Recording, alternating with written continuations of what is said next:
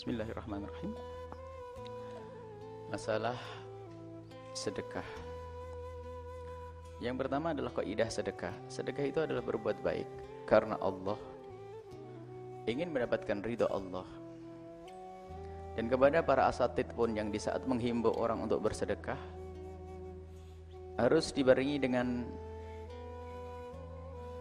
ilmu sedekah. Sebab ada orang bersedekah tapi bermaksiat pada hakikatnya. Kapan itu? Di saat orang bersedekah dengan hawa nafsu. Ada sedekah hawa nafsu. Zakat belum dibayar, utang jatuh tempo. Bukan utang urusan bisnis semuanya. Bisnis ini karena orang pebisnis gak pernah ada habisnya utangnya. Utangnya sudah jatuh tempo belum dibayar. Gara-gara dengar seruan Ustadz, bersedekahlah, nanti akan ada jalan untukmu. Mestinya tidak semacam itu. Haram bersedekah bagi orang yang punya utang jatuh tempo atau belum membayar zakat. Bayar zakatmu. Ini harus ada bimbingannya terlebih dahulu. Misalnya ada seorang nggak punya anak, lalu datang dengan bersedekah, insya Allah punya anak. Oh, lihat dulu sedekahmu kayak apa ini. Kalau dia masih punya utang jatuh tempo, lebih baik duitnya untuk bayar utang yang sudah jatuh tempo. Diniati agar punya anak, selesai. Jangan salah ini. Takut kita mendengar seruan sebagian orang sedekah, sampai gak mikir. Ada orang jatuh utang, terpuruk, suruh bersedekah lagi. Bagaimana ini? Zakatnya belum diingatkan, makanya kami himbau yang ingin berjuang di tempat ini, upayakan Anda bebas dari utang-utang yang sudah jatuh tempo. Utang kepada saudara, sanak kerabat. Kemudian yang kedua, Anda sudah bebas dari membayar zakat. Baru setelah itu Anda berpikir untuk berjuang di Al-Bahjah ini. Dan bukan duit zakat yang Anda kirim ke pondok ini. Harus cari harta bersih pilihan Anda, Masya Allah. Karena kita ingin mengajak selamat, bukan menggedekan pondok, tidak. Anda membantu di sini, sebetulnya Anda telah terbawa untuk ikut program keselamatan diri. Kita bukan ingin gedekan pondok, kita tidak akan ngomong sudahlah sedekah, yang penting banyak, ikhlas gak penting, udah begitu. Saya ingin Anda memberikan dari harta terbaik yang Anda cintai, Anda berikan dengan lillahi ta'ala, maka berarti Anda selamat saat itu. Itu yang kami inginkan. Makanya punya utang, berisi utangmu, gak usah bantu. Yang bantu pondok siapa Bu? Ya ada, jangan khawatir, Anda datang. Utang jatuh tempo, bayar zakat.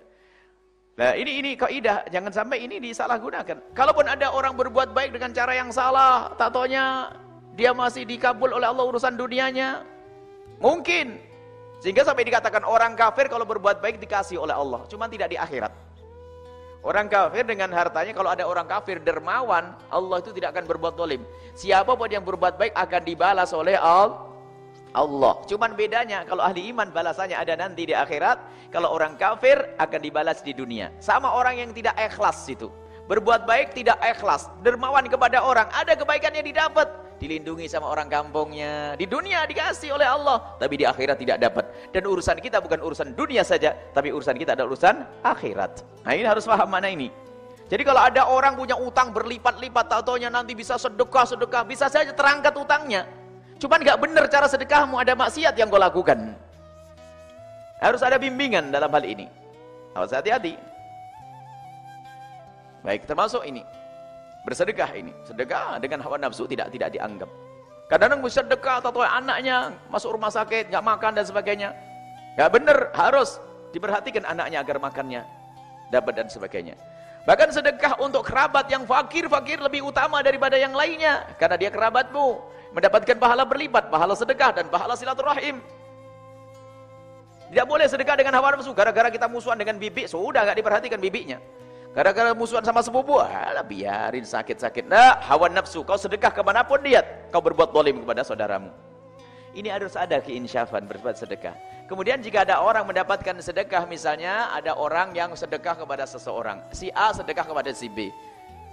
Setelah itu si A dikabul hajatnya oleh Allah karena sedekahnya benar. Si B itu ternyata kok kebetulan tidak terlalu butuh dengan duit tersebut, gak punya utang, gak punya kewajiban bayar zakat, dapat sedekah 300 juta. Kemudian diberikan ke orang lain lagi, ya dapat pahala. Kalau sudah miliknya kok. Jadi sekarang ini boleh dapat pahala. Kemudian yang ketiga, yang keempat, kelima, keenam, ketujuh, ke-10 sampai 100 orang dapat pahala semuanya utuh. Jadi lihat, yang pertama dapat sedekah, yang kedua dapat pahala sedekah, yang tiga.